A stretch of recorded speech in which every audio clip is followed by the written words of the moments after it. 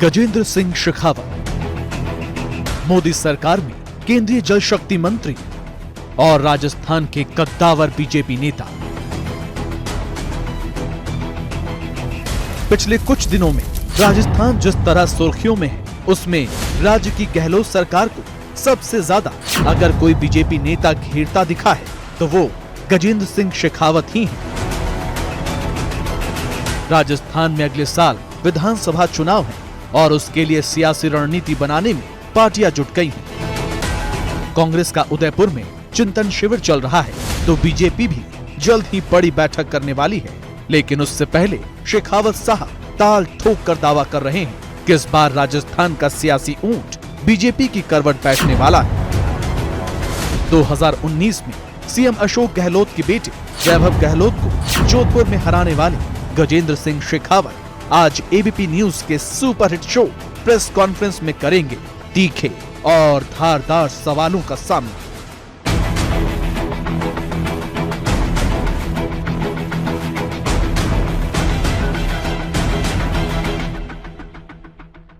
नमस्कार, press conference के इस साप्ताहिक शो में आपका एक बार फिर से तहे दिल से स्वागत है। 2024 के लोकसभा चुनाव की तैयारियां धीरे धीरे सियासी पार्टियों के बीच में अब तेज हो रही हैं, लेकिन 24 के पहले 23 के चुनाव भी हैं। कुछ बड़े राज्यों के चुनाव हैं और उन्हीं में से एक राज्य है राजस्थान। राजस्थान में बीते एक महीने के दौरान कई ऐसी घटनाएं घटी जिस वजह से ये पूरा का पूरा सूबा सुर्खियों में रहा है। इस वक्त राजस्थान में कांग्रेस पार्टी अपना चिंतन शिविर कर रही है, वो पार्टी जिसकी सरकार राजस्थान में है, अशोक गहलोत जिसके मुख्यमंत्री हैं। लेकिन इसके साथ ही भारतीय जनता पार्टी की क्या तैयारियां हैं 23 के लिए भी और 24 के लिए भी, इसी मुद्दे पर बात करेंगे। मेरे साथ सबसे बड़े राजस्थान के बीजेपी के चेहरे के तौर पर गजेंद्र सिंह शेखावत साहब मौजूद हैं। बहुत बहुत स्वागत है आपका शेखावत साहब। नमस्कार। थैंक यू सो मच वक्त निकालने के लिए। शेखावत साहब मोदी सरकार में केंद्रीय मंत्री हैं, जल शक्ति मंत्रालय इनके पास है और लगातार दिल्ली के साथ साथ जयपुर में भी खूब ज़ोर से आजकल बैटिंग कर रहे हैं। मेरा पहला सवाल आपसे शेखावत जी, जब हम और आप आज ये चर्चा कर रहे हैं और इस वक्त देश का जो सियासी पारा है वो वाकई में गर्मी के पारे से ज़्यादा तेज़ उबल रहा है, ऐसा क्यों हो रहा है? क्यों देश भर में ये बहस छिड़ गई है हिंदू वर्सेस मुसलमान, हिंदू बनाम मुसलमान?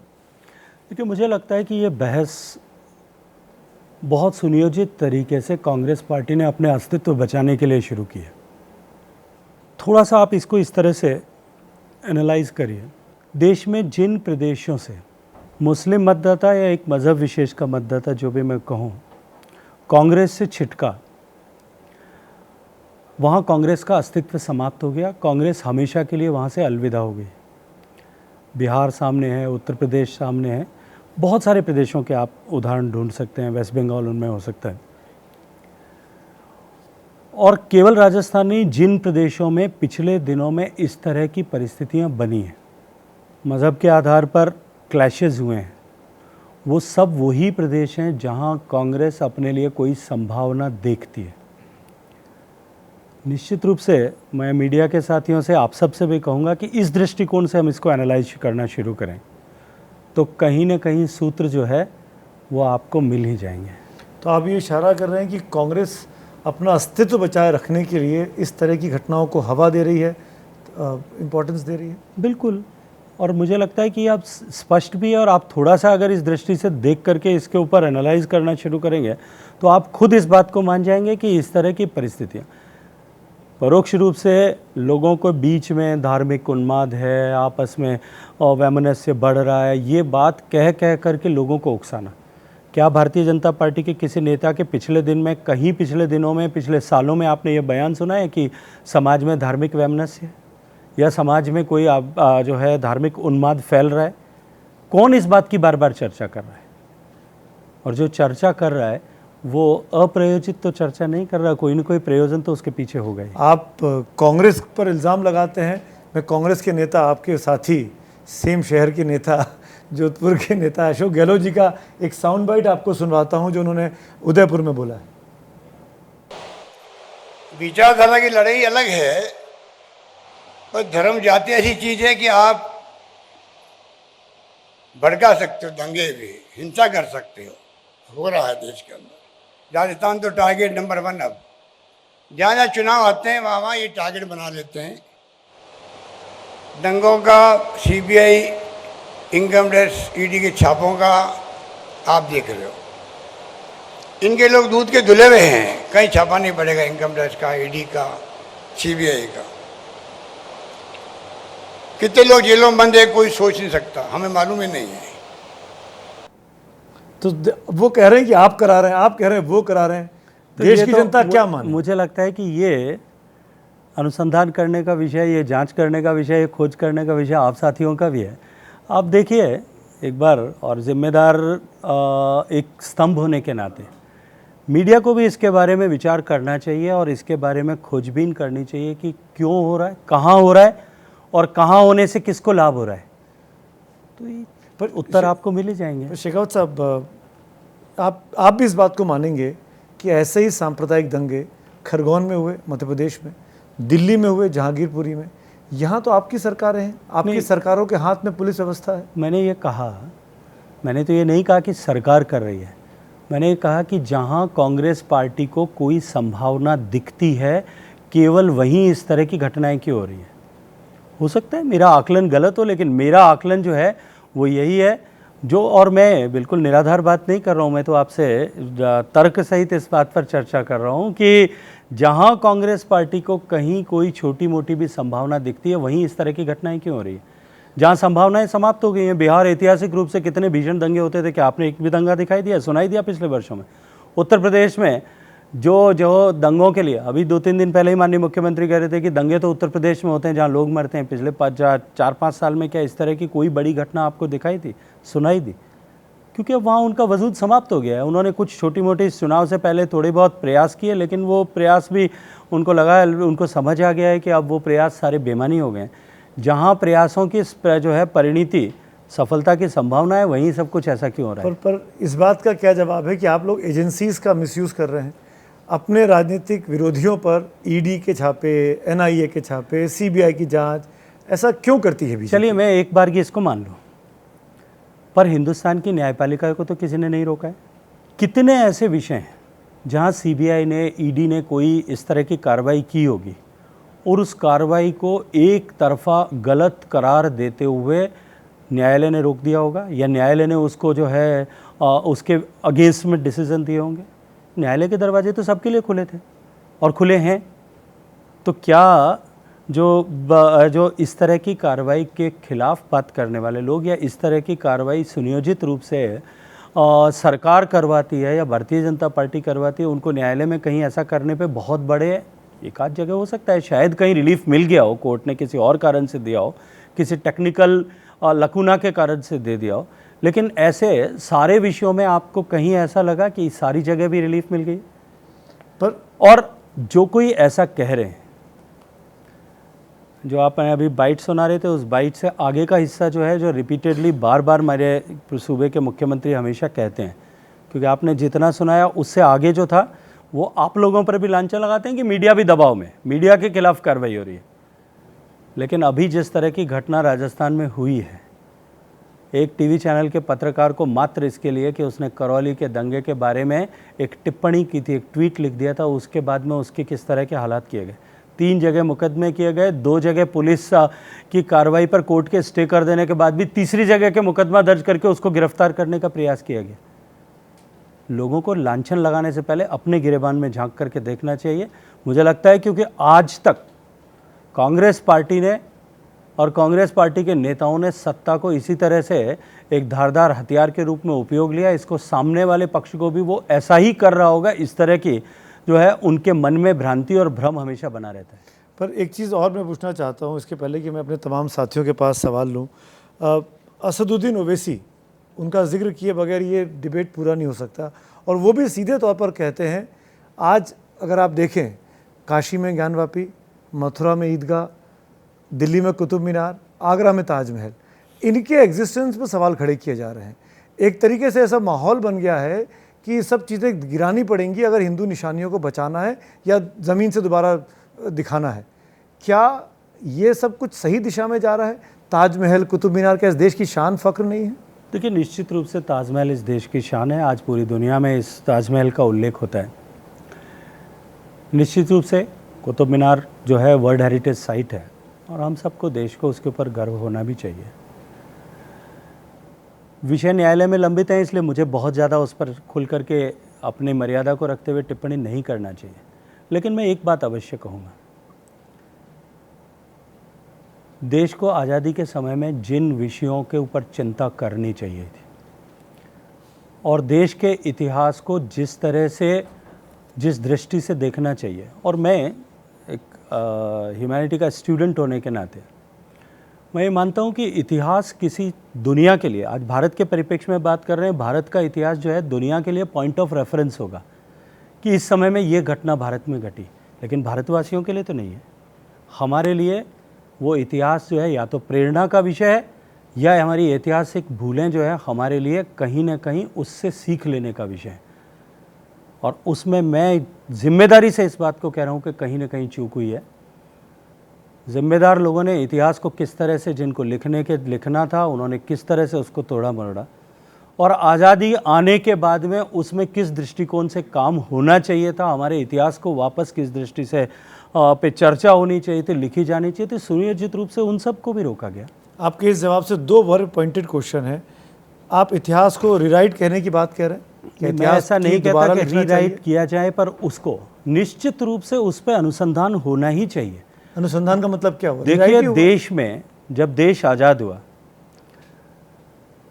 इतिहास में सभी, पूरा इतिहास इस बात का साक्षी है कि देश, दुनिया में भारत शक्ति का और धन दोनों का केंद्र था, और इसके लालच में 2000 साल तक भारत ने विदेशी आक्रांताओं के आक्रमण सहे।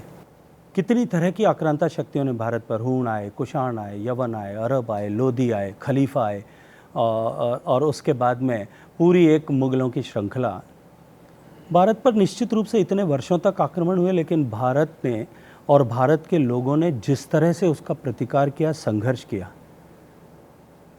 क्या आप एक भारतीय होने के नाते इस दृष्टिकोण से कभी सोचते हैं कि क्या उन लोगों ने 2000 साल तक जिन लोगों ने प्रतिकार किया, क्या उनके साथ में न्याय हुआ? क्या उन समाज के चरित्र, जिन चरित्रों ने 2000 साल तक इस भारतीय संस्कृति को बचाए रखने के लिए, जिन लोगों ने भारत की इस अनूठी सभ्यता को बचाए रखने के लिए अपनी पीढ़ियां कुर्बान दी, क्या उनके साथ में न्याय हो सका? निश्चित रूप से मैं ये कहूँगा कि इस विषय को भी हम भारतीय के नाते, हम मज़हब की के आधार पर बंट करके नहीं, अगर हम अपने आप को भारतीय मानते हैं तो मैं चाहे किसी भी मज़हब का हूँ, मुझे इस बात पर फ़ख्र होना चाहिए कि भारत की सभ्यता पर हुए हुए हर एक आक्रमण का किस भारतीय ने किस तरह से प्रतिकार किया था। क्या उन इतिहास पुरुषों के साथ में हम न्याय कर पाए? तो निश्चित रूप से समाज में जब इस तरह की जागृति आएगी, कोई भी, किसी एक समाज में नहीं, मलिक मोहम्मद जायसी ने क्या लिखा होगा, लेकिन ऐसे बहुत सारे चरित्र ऐसे और भी मिल जाएंगे जिन्होंने किसी जो है मज़हब की सीमाओं से ऊपर उठ करके भी हिंदुस्तान के चरित्रों को, हिंदुस्तान के राष्ट्र नायकों के चरित्रों को उद्घाटित किया होगा। क्या आज नहीं किया जा सकता? तो क्या आप ये कह रहे हैं कि जो भी मुगलों की निशानियां हैं उनके प्रतिकार का वक्त आ गया है, उनको हटाने का, बदलने का, खत्म करने का वक्त आ गया है? मैं ये नहीं कहता, क्योंकि वो निशानियां भी देश की कालांतर में धीरे धीरे धरोहर बनी।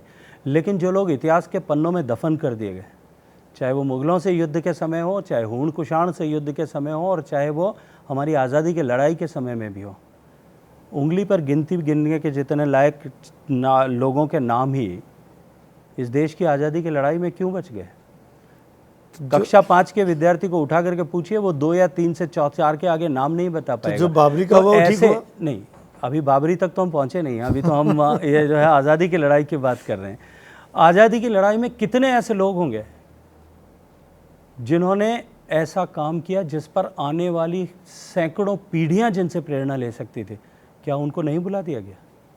तो निश्चित रूप से आज़ादी के इस अमृत काल में, जब देश 75 साल से 100 साल के बीच के क्वार्टर के ऊपर के दिशा में बढ़ा है, हम 100वां साल जब मनाएं, तब तक देश में उन सारे राष्ट्र नायकों के चरित्र को देश के आने वाली पीढ़ियां प्रेरणा ले सकें, इसके लिए वापस से एक बार देश के सामने उद्घाटित कर सकें। इस हज़ारों साल की सभ्यता के इतिहास को दुनिया के और देश के सामने लाना, मुझे लगता है कि ये, इसको मज़हब के आधार पर बांटने कर देखने की जो प्रथा, परंपरा और जो संकुचितता है, उससे बाहर निकलने की आवश्यकता है। तो जो 92 में हुआ वो 22 से लेके अगले 47 मुझे लगता है तक वो होना इतिहास नहीं है, वो इतिहास नहीं है कि 92 में जो हुआ वो तो वर्तमान है। जब उसकी उससे उस सब सीखना उसको जब चाहिए। इतिहास लिखा जाएगा, और वो तो अब न्यायालय ने तय कर दिया है, उसको न्यायालय तय कर चुका है, उसके ऊपर न्याय अब टिप्पणी करने के शेष कहाँ रहेगा। मैं इसलिए- सर्वोच्च न्यायालय ने खत्म कर दिया, उस विषय को समाप्त कर दिया। देखिए, भगवान राम हम सब के लिए आस्था का विषय थे, हम सब के लिए आस्था का विषय हैं, और भगवान राम को भी मज़हब के आधार पर बांटने की कोशिश मुझे लगता है हिंदुस्तान में वो भी जो है बेमानी हो गई है। अब ये विषय समाप्त हो गया है। 1991 का जो एक्ट पार्लियामेंट से पास हुआ, उसको ये कहा जा रहा है कि उसकी अवहेलना हो रही है। आप उसको भूल के बाबरी ज्ञान वापी का मामला ले आए और अदालत से फैसला ले लिया कि उस जगह का सर्वे होना चाहिए, जबकि बाकायदा 91 के एक्ट में कहा गया है कि बाबरी के अलावा 1947 का जो स्टेटस था, जो भी डिस्प्यूटेड साइट्स है, रिलीजियस साइट्स, वो वैसा ही स्टेटस बना रहेगा। देखिए, ये क्यों किया जा रहा है, ये सब क्यों हो रहा है? 91 का एक्ट जो भी है, उस एक्ट का कस्टोडियन, और कोई भी एक्ट, देश के किसी भी कानून जो संसद ने बनाया, उसका कस्टोडियन कौन है? पार्लियामेंट, न्यायालय। न्यायालय कस्टोडियन है, पहला कस्टोडियन न्यायालय है, न्यायपालिका है। अगर न्यायपालिका ने यह उपयुक्त माना है, तो मेरी तो ऐसी हिम्मत नहीं है कि मैं न्यायपालिका के किसी डिसीजन पर कि ज्ञानवापी के बंद कमरे खोलने चाहिए, उस पर कोई टिप्पणी करूं और उनके विवेक पर जो मैं कोई प्रश्न चिन्ह खड़ा ओवैसी करूं। बोल रहे हैं कि गलत फैसला है ये, इसके खिलाफ अपील होनी चाहिए सुप्रीम तो कोर्ट। तुरंत करना चाहिए। गई सुप्रीम कोर्ट ने अपील। आज ऑर्डर भी कर दिया उसमें। तो इसके लिए अगर सुप्रीम कोर्ट ने, देश के सर्वोच्च न्यायालय ने कोई मत व्यक्त किया है अपना अभी, मुझे लगता है कि उनके जो है विवेकाधिकार पर और उनके जो है विवेक पर प्रश्न चिन्ह खड़ा करने का अधिकार मुझे नहीं है। एक आखिरी सवाल और फिर जनता को खोलता हूँ मैं। अब मैं आपके प्रदेश पे आ रहा हूँ, राजस्थान में जो कुछ हो रहा है। बीते एक महीने में जिन वजहों से राजस्थान सुर्खियों में रहा, राष्ट्रीय अखबारों में, राष्ट्रीय चैनल्स पे, वो वाकई में चिंता की बात है। क्या जो आपने शुरू में पहले आंसर में कमेंट किया कि कांग्रेस अपने एग्जिस्टेंस के लिए ये सब कराती है, पर वहाँ तो कांग्रेस सत्ता में है, कांग्रेस वहाँ पर आपसे बड़ी पार्टी है, वो क्यों कराएगी? अपने ही राज्य में दंगे करा के अशोक गहलोत को क्या फ़ायदा होगा? उल्टा उनकी बदनामी हो रही है। अंतर्राष्ट्रीय स्तर पर, देश के स्तर पर ये कहा जा रहा है कि अशोक गहलोत पे तो संभल नहीं रहा है, वो क्यों खुद दंगे कराएंगे? देखिए, पहली बात तो मैं जो आपने कभी कहा, एक शब्द उपयोग, एक वाक्य कहा कि वो हमसे बड़ी पार्टी है, इसको सर्वथा नकारता हूँ। सिर्फ सीटों की संख्या विधानसभा में पार्टी की साइज़ तय नहीं करती। और जब 2018 का विधानसभा चुनाव हुआ, तब मतों का अंतर केवल 0.5% से भी कम था, आधा प्रतिशत से भी कम था। 1,43,44,45 हज़ार वोटों का कुल डिफरेंस था, इसलिए उससे वो छोटा और बड़ा नहीं हो सकता। संगठन की ताकत, संगठन की क्षमता, कार्यकर्ता, सदस्य संख्या, मुझे लगता है कि कहीं भी कांग्रेस और हमारा अभी कोई तुलना नहीं है। आप देश भर का मीडिया चलाते हैं सुमित भाई, आप अच्छी तरह से इस बात को जानते हैं कि अभी वर्तमान में सरकार की, कांग्रेस की और सरकार की क्या हालात है, और जनता उससे किस तरह से आजी जा चुकी है और बदलने की तैयारी कर रही है। शायद सत्ता पर बने रहने के मोह में भी तो ये सब कुछ किया जा सकता है। विकास भदौरिया सवाल पूछना चाह रहे हैं। विकास, आपने जो तर्क दिया, कांग्रेस के जहाँ पर संभावनाएं दिख रही हैं वहाँ पर वो दंगे हो रहे हैं, संभावनाएं बची हुई हैं। लेकिन संभावनाएं वहाँ छीण कांग्रेस के लिए नहीं हो रही हैं उन राज्यों में, क्योंकि कोई तीसरा विकल्प नहीं है। छीण तब होने की संभावना, आशंका कांग्रेस को होती जब तीसरा विकल्प होता। बीजेपी कांग्रेस दो ही पार्टी है, तो ऐसी सूरत में अपने ही रूल्ड स्टेट में दंगे कांग्रेस कराएगी, ये गले नहीं उतरती। ये तीसरी पार्टी न आ जाए उसकी कोई गारंटी है? लेकिन अभी तो दूर दूर तक राजस्थान में, छत्तीसगढ़ में, पंजाब में भी इस तरह की में नहीं घटनाएं हुई दिखती। थी। पंजाब में भी, कभी नहीं सुना होगा, लेकिन पंजाब में भी इस तरह की घटनाएं हुई थी। पंजाब में तीसरी पार्टी कभी कहीं होगी, आज से 10 साल पहले कोई सोच सकता था? अभी न आ जाए इसकी संभावनाएं समाप्त हो गई हैं। देश में समाप्त नहीं हुई हैं, किसी भी प्रदेश में समाप्त नहीं हुए। शायद हो सकता है कि किसी अदृश्य खतरे को देख करके आज ही से उसकी तैयारी शुरू कर दी गई हो। और जहाँ नहीं भी है, वहाँ तीसरी पार्टी, वहाँ जहाँ नहीं भी है, वहाँ भी उनका किसी न किसी जो है दूसरी पहली पार्टी से मुकाबला तो है। चाहे राजस्थान होगा, चाहे मध्य प्रदेश होगा, वहाँ भी सत्ता में आना और सत्ता बचाए रखना, दोनों के यक्ष प्रश्न तो सामने खड़े हैं। चलिए, मेरा अब दूसरा सवाल है। आप देश के जल संसाधन मंत्री हैं, आप देश भर में जितना एक्टिव हैं उतना ही आप राजस्थान में भी एक्टिव हैं। राजस्थान में विधानसभा चुनाव भी आने हैं, क्या आपकी पैनी नज़र वहाँ की मुख्यमंत्री की कुर्सी पर है? देखिए, मुझे लगता है कि मैं जिस वैचारिक पृष्ठभूमि से आता हूँ, मैंने पहले भी एक आध समय पे जब 2018 में राजस्थान में प्रदेश अध्यक्ष बनाए जाने को लेकर के कुछ उहापोह की स्थिति बनी थी, तब भी मैंने एक प्रश्न के उत्तर में ये कहा था, आज फिर दोहरा देता हूँ। मैं जिस वैचारिक पृष्ठभूमि से आता हूँ, वहाँ व्यक्ति कार्यकर्ता किस संगठन में जाकर के काम करेगा उसका निर्णय वो खुद नहीं करता। मैं छात्र राजनीति से आता हूँ। विश्वविद्यालय छात्र संघ का अध्यक्ष चुना गया था 92-93 में। अमूमन छात्र राजनीति और विश्वविद्यालय छात्र संघ में अध्यक्ष या पदाधिकारी चुने गए लोग प्रत्यक्ष राजनीति में आते हैं, युवा अपनी यूथ विंग्स के माध्यम से, अलग अलग पार्टी अपनी पृष्ठभूमि के आधार पर। कोई सीधे राजनीति में आता है, कोई यूथ विंग में पार्टी की पॉलिटिकल एक्टिविटीज़ के माध्यम से आता है। मेरे पास में तमाम अपॉर्चुनिटीज़ थी, लेकिन मेरे विचार परिवार के लोगों ने, मेरे मेंटर्स ने यह तय किया कि मुझे सीमा पर काम करना चाहिए। मैंने 22 साल तक देश की सीमा पर काम किया है। जिस दिन मेरे मेंटर्स ने यह तय किया कि मुझे अभी राजनीति में आकर के काम करना चाहिए, मैं कर रहा हूँ। जिस दिन मेरे मेंटर्स ये तय करेंगे कि नहीं, मुझे मेरी उपयोगिता ज़्यादा वनवासी कल्याण परिषद में जाकर के वनवासियों के बीच में करने के, मैं इसी शिद्दत के साथ में वहाँ भी काम करूँगा। न शिद्दत में कोई कमी आएगी, न ऊर्जा में आएगी, न उत्साह में आएगी, क्योंकि संकल्प एक है, जहाँ भी काम करूँगा मैं देश के जो को परम वैभव पर पहुँचाने के लिए काम करूँगा। देश नया भारत बने, शक्तिशाली भारत बने, संपन्न भारत बने, समृद्ध भारत बने। देखिए, व्यक्ति की भूमिकाएं अलग अलग हो सकती हैं, समाज में किसी भी भूमिका में काम करें। मैं कल एक मोटिवेशनल स्पीकर मुझे बात कर रही थी, उन्होंने मुझे पूछा कि आप क्या कहेंगे युवाओं से, आप क्या कहना चाहते हैं। मैंने कहा, हम चाहे किसी भी भूमिका में समाज में काम करें, किसी भी उम्र के हों, किसी भी जगह पर काम कर रहे हो, या हमने कोई भी रोल अपने लिए डिसाइड किया हो, हम सिर्फ एक दृष्टिकोण के साथ में काम करें कि हम जो कुछ भी कर रहे हैं वो देश के कल्याण के लिए कर रहे हैं। चाहे मैं खेत में किसान के रूप में काम कर रहा हूँ, चाहे मजदूर के रूप में काम कर रहा हूँ। मैं मजदूर के रूप में काम कर रहा हूँ, सर पे ईंट ढोता हूँ, तो भी मुझे ये मन में ये उत्साह होना चाहिए और संकल्प होना चाहिए कि मैं राष्ट्र का निर्माण करने के लिए सड़क बना रहा हूँ, केवल अपनी आजीविका कमाने के लिए नहीं। अगर इस दृष्टिकोण से सोचेगा तो कभी वो कहीं भी काम करेगा, कोई कष्ट नहीं होगा। इसलिए मुझे जो भी संगठन तय करेगा, मैं इसी उत्साह, ऊर्जा, विश्वास और इसी संकल्प के साथ में काम करूँगा। तो शेखावत जी, राजस्थान में गजेंद्र सिंह शेखावत बड़े नेता हैं या वसुंधरा राजे सिंधिया बड़े नेता हैं? निश्चित रूप से वसुंधरा राजे।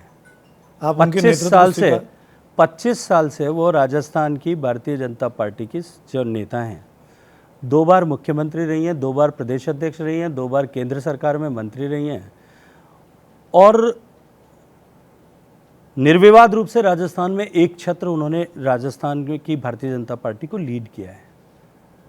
तो मैं तो ऐसा कभी नहीं कहूँगा कि वसुंधरा राजे बड़ी नेता हैं, नहीं है। तो चुनाव निश्चित रूप से मेरी बड़ी नेता अगुवाई में लड़ा जाए। देखिए, ये तय करना पार्लियामेंट्री बोर्ड का काम है, ये तय करना नेतृत्व का काम है, और अब तो मुझे लगता है इस प्रश्न पे विराम लग गया है। भारतीय जनता पार्टी के राष्ट्रीय अध्यक्ष ने, हमारे नेता आदरणीय अमित शाह जी ने, सब ने ये कहा है कि हम चुनाव माननीय मोदी जी के चेहरे पर राजस्थान में सब लोग मिलकर के लड़ेंगे। अभी इस बात का प्रश्न है, और मुझे लगता है इसकी चर्चा ही अब तो बेमानी हो चुकी है। जब एक बार, और उसके बाद में भी पार्लियामेंट्री बोर्ड सुप्रीम अथॉरिटी है, वो अगर कहेगा कि हमको अमुक व्यक्ति के नेतृत्व में चुनाव लड़ना है, आंख मीच करके पूरी ताकत के साथ में उस व्यक्ति को, चाहे वो कोई भी हो, उसको मुख्यमंत्री बनाने के लिए सबसे ऊंचा झंडा लेकर के सबसे ज़्यादा मेहनत करने के लिए सबसे आगे मैं खड़ा हूँ। जोधपुर की जनता क्या फिर से भाग्यशाली होगी इस बार कि उसको जोधपुर से ही नया मुख्यमंत्री मिले? देखिए, ये तो भविष्य के गर्भ में है, और मैंने जैसे कहा कि इस दृष्टिकोण से सोचने की भी अभी समय नहीं है। लेकिन जोधपुर की जनता और राजस्थान की जनता भाग्यशाली होगी कि अभी जो वर्तमान में जोधपुर के मुख्यमंत्री हैं उससे मुक्ति मिले। राजस्थान की जनता अपने आप को ठगा हुआ महसूस करती है, राजस्थान की जनता हमारे साथ धोखा हुआ ऐसा महसूस करती है। राजस्थान के किसान आज भी कर्ज माफ़ी का इंतजार कर रहे हैं। लाखों किसानों की ज़मीन नीलामी के कगार पर है। 10 से ज़्यादा किसान सुसाइड कर चुके हैं, और लाइव वीडियो करके सुसाइड किए कि मेरी मौत का जिम्मेदार राजस्थान का मुख्यमंत्री है, क्योंकि उन्होंने और उनकी पार्टी के सभी नेताओं ने ये वादा किया था कि हम संपूर्ण कर्ज माफ़ी करेंगे, और कर्ज के कारण से मेरा ज़मीन नीलाम हो गई, और आज लाखों लोग उस कगार पर खड़े।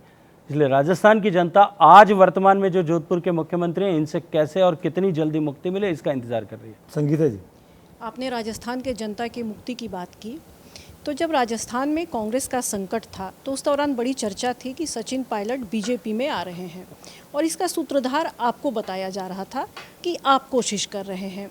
दूसरी चीज़, उसी दौरान एक ऑडियो भी सामने आया और ये आरोप लगा कि आप सरकार गिराने की कोशिश कर रहे हैं। तो क्या वाकई आप किसी भी तरह से वहाँ की सरकार को गिराना चाह रहे थे उस समय? देखिए, सचिन पायलट बीजेपी में आ रहे हैं, ये चर्चा किसने प्रारंभ की? क्या कभी सचिन पायलट ने इस बात के लिए कोई स्टेटमेंट दिया? उस पूरे एपिसोड को अब शायद लगभग 2 साल होने वाले होंगे, आई थिंक इट वाज जुलाई 2020, 2 साल लगभग पूरे होने वाले हैं। पूरे इस 2 साल में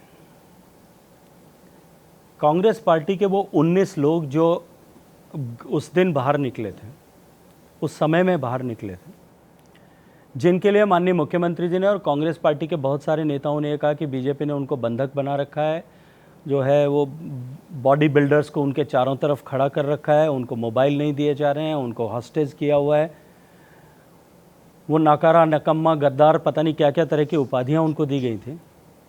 क्या उनमें से किसी एक ने भी वापस आकर के ये कहा कि हमें कहीं जबरन रोका गया था?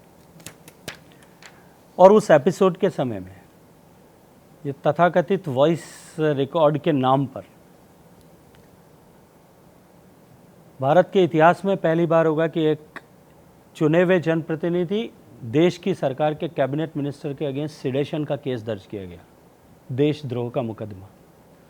और देशद्रोह का केवल मुकदमा दर्ज नहीं किया गया, मुझे गिरफ्तार करने के लिए रात को 1:30 बजे मेरे घर पर पुलिस भेजी गई और उसके बाद 15 दिन तक लगातार मुख्यमंत्री जी ने और मुख्यमंत्री के सिपह सालारों ने प्रायोजित रूप से मेरा मानमर्दन करने के लिए तमाम तरह के, और केवल इसलिए कि उनके पुत्र को इस बुरी तरह से जोधपुर की जनता ने पराजित कर दिया था, उसका बदला लेने के लिए बार बार मुझ पर देशद्रोही होने का इल्ज़ाम लगाया गया। और 15 दिन बाद में यकायक उनकी पुलिस और उनको माननीय मुख्यमंत्री, खुद गृह मंत्री भी हैं, उनको शायद कहीं बोधि ज्ञान प्राप्त हुआ कि ये हमने मुकदमा गलत धाराओं में दर्ज कर लिया और वो मुकदमा वापस विड्रॉ कर लिया गया। क्या हमने इस देश के इतिहास में कभी ऐसा देखा कि किसी आदमी का आप 15 दिन तक राष्ट्रद्रोही होने का तमगा उस पर चिपकाएं और फिर बाद में उसे यकायक वापस उठा लें? तब तक तो ये जो है संकट भी समाप्त नहीं हुआ था। और उसके बाद भी 2 साल में कम से कम 50 बार माननीय मुख्यमंत्री विभिन्न मंचों से, ये आज उदयपुर का भाषण मैंने पूरा नहीं सुना है, शायद इसमें भी कहीं उनको याद आ गया होगा कि मैंने वॉइस सैंपल नहीं दिया है और मैं वॉइस सैंपल देने के लिए नहीं आता हूँ। पिछले 2 साल में राजस्थान की पुलिस ने मुझे एक बार भी उसके लिए नोटिस इशू नहीं किया है। और उससे भी आगे राजस्थान की पुलिस मुझे वॉइस सैंपल देना चाहिए ये एप्लीकेशन लेकर के न्यायालय में गई थी। न्यायालय ने आदेश ये पारित किया कि अभियोजन अपनी इतर मंशाओं की पूर्ति के लिए न्यायालय के कंधों पर सवारी करना चाहता है। मुझे लगता है कि इससे कठोर भाषा में कोई न्यायालय नहीं लिख सकता था, लेकिन उसको पब्लिश ऐसे करवाया गया था जिस दिन नतीजा अनाउंस हुआ, प्रोनाउंस किया गया डिसीजन, और जिस दिन लिखित नतीजा आया उसके बीच में हिंदुस्तान के सारे मीडिया चैनल, शायद ही कोई एकाधिक बचा होगा एबीपी जैसा, जिन्होंने ये नहीं छापा कि गजेंद्र सिंह की मुसीबतें बढ़ने वाली है। लेकिन 4 दिन बाद में जब नतीजा आया और लिखा हुआ आदेश न्यायालय ने पारित किया, तब न्यायालय आदेश ये था। किस मुंह से मुख्यमंत्री कह रहे हैं कि मैंने वॉइस सैंपल नहीं दिया? और यदि if you have be agree with that decision जो दिया गया था, आपने उसकी अपील क्यों नहीं किया? 1 साल बीत जाने को है, किसने रोका था कि आप उसके ऊपर अपील करें? कांग्रेस में अगर इस तरह के हालात, अगर संकट कोई फिर से होता है, तो क्या सचिन पायलट के लिए बीजेपी में आने के लिए रास्ता बनाएंगे आप? कोई रास्ता खुला होगा? देखिए, मैं व्यक्ति की जो है परिप्रेक्ष्य से दूर हट करके एक बात कहना चाहता हूँ। देखिए, कोई भी क्षमतावान, ऊर्जावान नेता यदि भारतीय जनता पार्टी के कुनबे में भारतीय जनता पार्टी के नेतृत्व को नेतृत्व स्वीकार करते हुए हमारी छतरी के नीचे आकर के हमारी नीति, हमारी रीति, हमारे सिद्धांत और देश के प्रति हमारा कमिटमेंट, इसके साथ में काम करने के लिए हमारे साथ जुड़ता है, छोटे से बड़ा कोई भी व्यक्ति इधर जुड़ता है, तो हमारी शक्ति में और हमारे सामर्थ्य में 2 हाथ और 2 पांव जुड़ते हैं। हमको अस्वीकार क्यों करेंगे? कोई भी, मैं किसी व्यक्ति के विषय में बात नहीं कर रहा हूँ, मैं तो आपको सिद्धांत से बात कर रहा हूँ, क्यों हमें होगा। अक्कू जी, शेखर साहब, आपने बहुत सारी कमियां निकाली अशोक गहलोत सरकार की।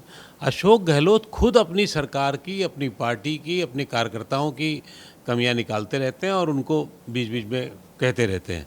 ये काम विपक्ष क्यों नहीं कर पा रहा वहाँ पर? राजस्थान की सरकार अगर मान लो बहुत पीड़ित है जनता वहाँ पर, तो वो क्यों नहीं कर पा रहा? एक सवाल। दूसरा सवाल जो सुमित जी के सवाल के सप्लीमेंट था कि अगर ये जो मंदिर मस्जिद के विवाद में, जहां हम मान लेते हैं कि ताजमहल में मूर्तियां निकल आए, कुतुब मीनार के नीचे भी कुछ निकल आए, बाकी जगह भी मूर्तियां निकल आए, तो क्या वहाँ यही हल है उसका कि उसको तोड़ करके पूजा स्थल बनाया जाए या ये नहीं? दोनों सवालों का अलग अलग जवाब। देखिए, जहाँ तक जो पहला प्रश्न आपका था गहलोत साहब ने कमियां निकालने का, मैं जो इससे पहला जो प्रश्न किया गया था उसके परिप्रेक्ष्य में थोड़ा सा और आगे आपको ले जाता हूँ। जिस तथाकथित ऑडियो की बात हो रही है, जिसमें मुझे उन्होंने कटघरे में खड़ा किया, उस ऑडियो में जो दूसरे व्यक्ति हैं, उनके बेटे को गहलोत साहब ने अभी मंत्री का स्टेटस दिया है और उनके साथ में बैठ करके वो चाय कॉफ़ी पीते रहते, पहले उनका वॉइस सैंपल लेते।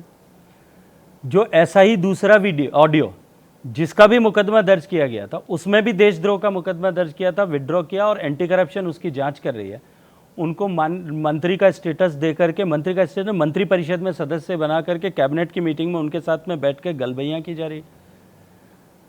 इसलिए अपनी पार्टी के लोगों में भी कमी जो है, अपनी सत्ता पर अपना एकाधिकार बनाए रखने की नीयत से निकालने से पार्टियों का आत्मावलोकन नहीं होता है। अपने लोगों में कमियां अपने लोगों को जो है सिखाने के लिए निकाली जाएं। हमको भी माननीय प्रधानमंत्री, हमारा राष्ट्रीय नेतृत्व, उन्होंने घड़ घड़ करके इसी तरह तैयार किया है। मुझ में भी 50 कमियां होंगी, मेरे व्यवहार में हो सकती है, मेरी वर्क में हो सकती है, मेरी वर्किंग एफिशिएंसी में हो सकती है। ऐसा शायद अगर इस स्वस्थ मन के साथ में कि मैं अपने सहयोगी को, अपने साथी को, अपने से छोटे कार्यकर्ता को, अपने पीछे आने वाली पीढ़ी के कार्यकर्ता को और अधिक जो है उन्नत कैसे कर पाऊँ, विकसित कैसे कर पाऊँ, इस दृष्टिकोण से यदि कमियां निकाली जाए, मुझे लगता है कि इससे बेहतर कोई नहीं हो सकता, इससे स्वस्थ परंपरा नहीं हो सकती। लेकिन केवल सत्ता पर मेरा एकाधिकार बना रहे, इसके लिए मैं दूसरों की कमियां गिना करके सार्वजनिक रूप से कहूँ, इससे खराब भी कुछ नहीं हो सकता। और जहाँ तक विरोध की बात है, भारतीय जनता पार्टी राजस्थान ने निरंतर एक एक विषय पर सरकार को सड़क पर भी और विधानसभा में भी घेरने का काम किया है। अभी रीट का जो जिस तरह की स्थिति राजस्थान में पैदा हुई थी, लाखों युवाओं के साथ में उनकी आकांक्षाओं का जिस तरह से कत्ल किया गया, और आज ही कि शायद अखबारों में छपा है, एक अपराधी को पकड़ा गया है, मेरे ही शहर से, मेरे ही ज़िले से पकड़ा गया है, जो इसका मुख्य अभियुक्तों में से एक है। और किसी टीवी चैनल के ही मैं जो है ट्विटर हैंडल पर अभी उसके ट्वीट देख रहा था, उसमें उन्होंने फ़ोटो छापे हैं। वो NSUI का प्रदेश अध्यक्ष था, जिलाध्यक्ष था, किसी पश्चिमी राजस्थान के ज़िले का, शायद जालोर का। राहुल गांधी जी से लेकर के अशोक गहलोत साहब के साथ में उसकी मल्टीपल फोटोग्राफ्स हैं। और रीट के जिस तरह के पूरे सूत्र और तार सरकार से और सरकार में बैठे हुए व्यक्तियों से और पार्टी के संगठन पे, कांग्रेस पार्टी के संगठन के आला कमान तक, प्रदेश में आला कमान तक जिस तरह से जुड़े हुए हैं, उसके विरोध में भारतीय जनता पार्टी ने प्रदेशव्यापी आंदोलन किया। कांग्रेस ने उसको दमन करने के सब तरह के प्रयास किए। RAS एग्जामिनेशन में जिस तरह से घोटाला हुआ था, उसको लेकर के प्रदेशव्यापी आंदोलन किया। हर ऐसे विषय पर कांग्रेस पार्टी की सरकार को घेरना और जनता के सामने उनके विषयों को लाने के लिए भारतीय जनता पार्टी प्रदेश अध्यक्ष के नेतृत्व में पूरी ताकत के साथ में काम कर रही है। दूसरा प्रश्न आपका ऐतिहासिक इमारतों को लेकर के था। मैं कहूँगा कि क्योंकि अब ये सारे विषय, जो 2-3 विषयों की आपने चर्चा की है, ये सारे ही विषय अब न्यायालय में लंबित हैं। इसलिए मुझे लगता है कि अब जो काम न्यायपालिका को करना है, उसमें मुझे अब टिप्पणी नहीं करना चाहिए। जहाँ पर बच के निकलना वहाँ निकल जा रहे हैं शेखावत साहब। सवाल पूछना चाह रहे हैं।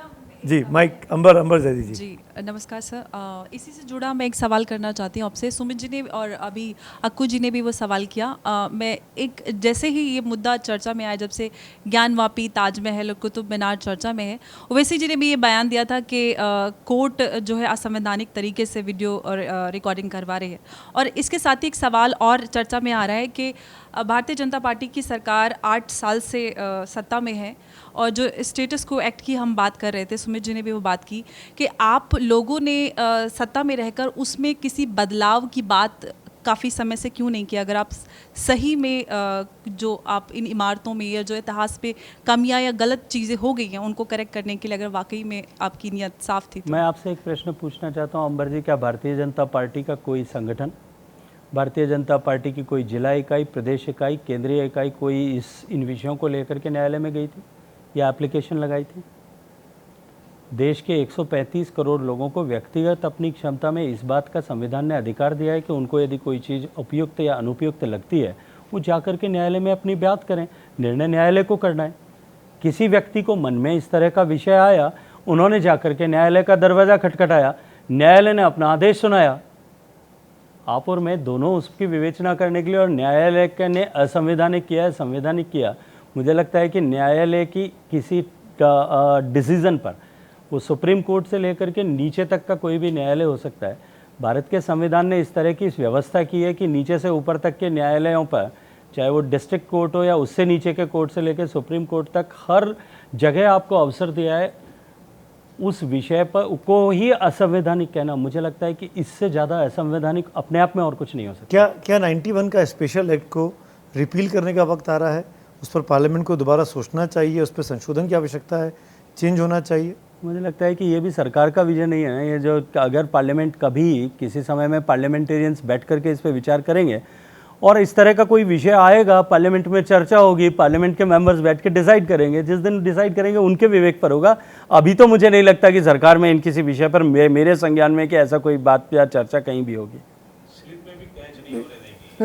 सर 2 सवाल हैं। आपने एक इंटरव्यू में कहा था कि जो फ़ोन टैपिंग हुआ है उसमें जो फ़ोन टैपिंग करने वाले अफसर हैं वो प्रार्थना करें कि मेरा सही वक्त ना आए, और आए तो उनको जेल भेजूंगा। तो इसमें 2 सवाल है कि कौन कौन अफसर, थोड़ा सा नाम बता दीजिए, और उन अफसरों के IAS और IPS के। और दूसरा कि आपने अभी एक कहा कि अदृश्य शक्तियाँ, कि पता नहीं कौन तीसरी पार्टी आ जाए, तो क्या आपको अभी भी अंदाज़ा है कि सचिन पायलट तीसरी पार्टी बना लेंगे और वो वापस आएंगे अगर CM नहीं बने चुनाव के पहले? तो देखिए, राजनीति संभावनाओं का, असीम संभावनाओं वाला क्षेत्र है। इसलिए कुछ भी हो, राजनीति के भविष्य में क्या होगा, आप और मैं दोनों उस बात का जो है आज उस बात को सिरे से नहीं निकाल सकते, कुछ भी हो सकता है। रही बात उस फ़ोन टैपिंग के प्रकरण की, मैं जो आपने जिस इंटरव्यू की बात कही है, मैंने जिस परिप्रेक्ष्य में बात की थी उसको थोड़ा सा जो है जो संपादक लिखते थे उन्होंने शायद, या जर्नलिस्ट जिसने इंटरव्यू लिखा होगा उसने अपनी तरफ से स्पाइस अप कर दिया उसको।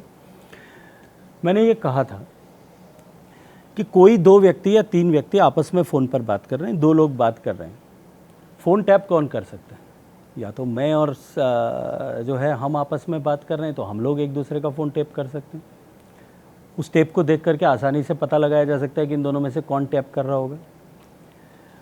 अगर हम दोनों नहीं कर रहे हैं तो कोई ना कोई एजेंसी कर रही होगी, पुलिस कर रही होगी, जिनको इंडियन टेलीग्राफ एक्ट में जिन जिन लोगों को पार है उन्होंने वो कर रहे होंगे। अगर वो भी नहीं कर रहे हैं तो शायद कोई तीसरा आदमी, चौथा आदमी कर रहा है, और अगर चौथा कर रहा है तो निश्चित रूप से ये बहुत बड़ी चिंता का विषय है, क्योंकि देश में निजता का अधिकार को बनाए रखना सरकार और जो है देश की सरकार से जुड़े हुए सारी संस्थाओं का जिम्मेदारी है। इसलिए चौथा कोई न कर रहा हो, ये सबसे बड़ी चिंता का विषय था। क्योंकि मैं आपको याद दिलाना चाहता हूँ, उस समय सरकार में इस कानून के मुताबिक, इंडियन टेलीग्राफ एक्ट के मुताबिक, उसमें स्पष्ट प्रावधान है। कर्नाटक के जो है इतिहास के बाद में जो है जो जिस तरह से कानून बनाया गया, सुप्रीम कोर्ट ने जो lay down procedure lay down किया, उसमें स्पष्ट प्रावधान है, highest rank officer sitting in the home ministry of the state, वो एम्पावर्ड है इसकी परमिशन देने के लिए। उस समय अगर मैं गलत नहीं हूँ तो रोहित कुमार सिंह उस समय राजस्थान के एडिशनल चीफ सेक्रेटरी होम थे, और उन्होंने किसी टीवी में खुद ने जो है, जिस दिन ये ऑडियो की चर्चा आई उसके दूसरे दिन उन्होंने खुद ने टीवी चैनल में ये कहा कि हमने किसी तरह की स्वीकृति प्रदान नहीं की। तो मेरे मन में निश्चित रूप से ये प्रश्न आना था कि कहीं चौथे आदमी ने तो नहीं किया। लेकिन क्योंकि माननीय मुख्यमंत्री ने, जो गृह मंत्री भी हैं, उन्होंने कहा कि हमने नहीं किया है, तो हमने मान लिया। और ये मानते हुए कि शायद किसी ने फैब्रिकेट किया होगा, किसी ने ऐसे शगुफा छोड़ा होगा, हमने छोड़ दिया। 6 महीने बाद में एक प्रश्न के जवाब में parliamentary affairs minister Shanti Dhariwal साहब ने मंच जो है फ्लोर ऑफ द हाउस पे कहा कि हम सरकार ने इसको लेजिटिमेट तरीके से रिकॉर्ड किया। उसी कानून में ये व्यवस्था दी गई है कि जो रिकॉर्डिंग होगी उस रिकॉर्डिंग को कहाँ यूज़ किया जा सकता है, कैसे यूज़ किया जा सकता है, यूज़ करने के बाद में या यूज़ न हो तो कैसे डिस्पोज किया जाएगा, कितने समय में किया जाएगा, उसके ऊपर कौन सिग्नेटरी होगा, ये सब व्यवस्था है। मेरा प्रश्न ये था कि अगर सरकार ये कहती है कि उसने लेजिटिमेट तरीके से रिकॉर्ड किया है, तो वो मुख्यमंत्री के और मुख्यमंत्री के ओएसडी के पास में कैसे पहुंचा, जिसने सबसे पहले मीडिया को इसको शेयर किया। और ये मीडिया हाउसेज ने सबने कहा है कि हमको मुख्यमंत्री के ओएसडी लोकेश शर्मा ने हमको शेयर किया, तो उनके पास कहाँ से पहुँचा ये जानने का अधिकार तो मेरा है। किस कैपेसिटी में पुलिस ने उनको दिया, और अगर इसकी जाँच होगी जो दिल्ली पुलिस कर रही है, मैंने इससे व्यथित होकर के दिल्ली पुलिस में मुकदमा दर्ज कराया। वो मुझे तो वॉइस सैंपल देने की बात करते हैं, लेकिन अपने ओएसडी के बचाव में देश के सबसे बड़े वकीलों को जो है हायर करके राजस्थान की सरकार उसको बचाने के लिए भेजती है। क्यों भेजती है? क्यों डर है उनको कि अगर उन्होंने नहीं किया है तो अगर और आप फ्लोर ऑफ द हाउस पे शांति धारीवाल साहब का स्टेटमेंट था, लोकेश शर्मा ने यदि कर दिया है तो कौन सा अपराध किया है।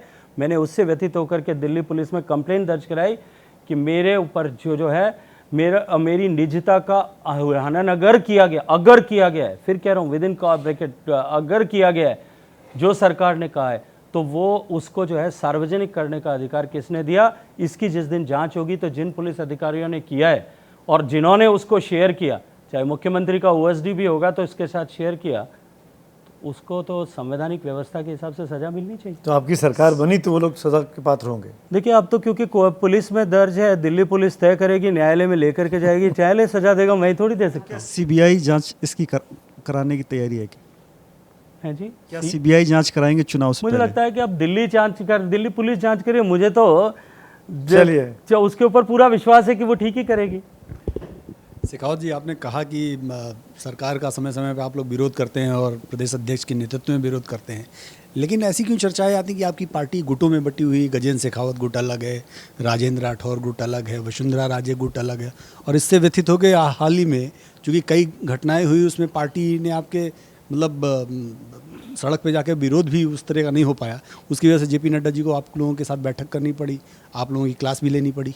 देखिए, मैं इस बात को तो नहीं मानता कि विरोध जो करना चाहिए था वो नहीं हो पाया, लेकिन राजनीति जो है वो सहज रूप से प्रतिस्पर्धा का क्षेत्र है, और भारतीय जनता पार्टी ऐसी पार्टी है जिसमें एक चाय बेचने वाला प्रधानमंत्री बन सकता है, ये अवसर प्रदान करती है। बूथ पर बैठने वाला अमित शाह राष्ट्रीय अध्यक्ष बन सकता है, और जो है वो विद्यार्थियों के बीच में काम करने वाले जेपी नड्डा वो राष्ट्रीय अध्यक्ष बन सकते हैं। गजेंद्र सिंह जैसा सामान्य कार्यकर्ता भारत सरकार का मंत्री हो सकता है। ये भारतीय जनता पार्टी में संभव है। इसलिए कार्यकर्ता अगर एस्पायर करके और जो है एक दूसरे से के साथ में जो है प्रतियोगितात्मक माहौल के साथ में काम करें, मुझे लगता है इसमें कहीं दोष नहीं है।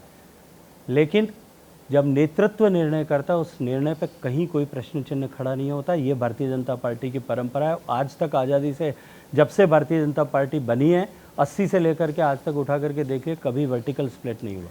तो आपने वसुंधरा जी को तो नेता मान लिया, आपने कह दिया सरेआम इस मंच पे। राजेंद्र राठौर से प्रतिस्पर्धा है आपकी? बिल्कुल नहीं है। वो मुझसे, मैं जब स्टूडेंट का लीडर बना था उससे 10 साल पहले, 15 साल पहले वो विश्वविद्यालय छात्र संघ के अध्यक्ष थे। आप सबको बुजुर्ग बता के रिटायर कराने वाले हैं। मैं जब विश्वविद्यालय छात्र संघ का अध्यक्ष बना था तब वो राजस्थान सरकार में प्रत्यक्ष रूप से मंत्री, मुख्य सचेतक के रूप में काम करते थे। देखिए, बहुत बार प्रश्न, अभी मैंने एक दिन एक प्रश्न किसी मित्र ने पूछा था, मैंने उनसे कहा वसुंधरा राजे जी कोशिश कर रही हैं वापस मुख्यमंत्री बनने की। मैंने कहा देखिए, वसुंधरा जी 25 साल तक राजस्थान की एक छत्र नेता रही हैं, और 2000 के बाद तो जब वो प्रदेशाध्यक्ष बनी, 2003 में मुख्यमंत्री बनी, उसके बाद में वो नेता प्रतिपक्ष रही, दोबारा प्रदेश अध्यक्ष बनी, दोबारा मुख्यमंत्री बनी, लगातार उन्होंने पार्टी को लीड किया है। कोई भी व्यक्ति को, मैं वसुंधरा जी के परिप्रेक्ष्य में नहीं, ऐसे भी सामान्य राजनीति की बात करूं, कोई भी नेता जिसने 20 साल तक 25 साल तक स्टेट को लीड किया और एक तरफा लीड किया, 5 साल के विराम के बाद तीसरी बार मुख्यमंत्री बनने का जो है वो लक्ष्य सामने दिखाई दे रहा हो कि बस किनारा बिल्कुल सामने है और light house, lamp post, light house सामने दिखाई दे रहा है, अगर वो प्रयास करे तो क्या है, स्वाभाविक है। अगर उसकी जो है खड़े होने की ताकत बची है, बिस्तर में सो नहीं रहे हो, सिर्फ खड़े होने की ताकत बची हो, तो भी उसके मन में ये आकांक्षा हो कि मैं जो है आगे बढ़ करके मुझे काम करना चाहिए, तो इसमें अस्वाभाविक कुछ नहीं है। वो नहीं करता है तो जरूर अस्वाभाविक होगा, इसलिए वो अगर प्रयास कर रही है वो निश्चित रूप से वो स्वाभाविक है। पर आपके यहाँ तो 75 की बेड़ी है। नहीं तो अभी 75 शायद उनका हुआ नहीं है, पर कई लोग हैं जो खड़े होने को तैयार थे, लेकिन 75 दिखाकर उनको पीछे का रास्ता दिखा देखिए दिया। ये भी भारतीय जनता पार्टी की स्वस्थ परंपरा है कि नए लोग आगे आए। 75 जो नहीं रह गया है, 75 हो गया है, वो शायद दूसरी भूमिकाओं में आकर के काम करें। राकेश जी, अभी आपने जैसे कहा कि नए लोगों को मौका मिलता है, और आपने ये भी कहा कि साधारण कार्यकर्ता गजेंद्र सिंह शेखावत केंद्रीय मंत्री बने, जेपी नड्डा जैसे विद्यार्थी परिषद में काम करने वाला राष्ट्रीय अध्यक्ष बना। बहुत सारे बड़े नेता हैं जो कहते हैं मैं बोर्ड लगाया करता था और वो लिखता था, और आज बड़े नेता बने।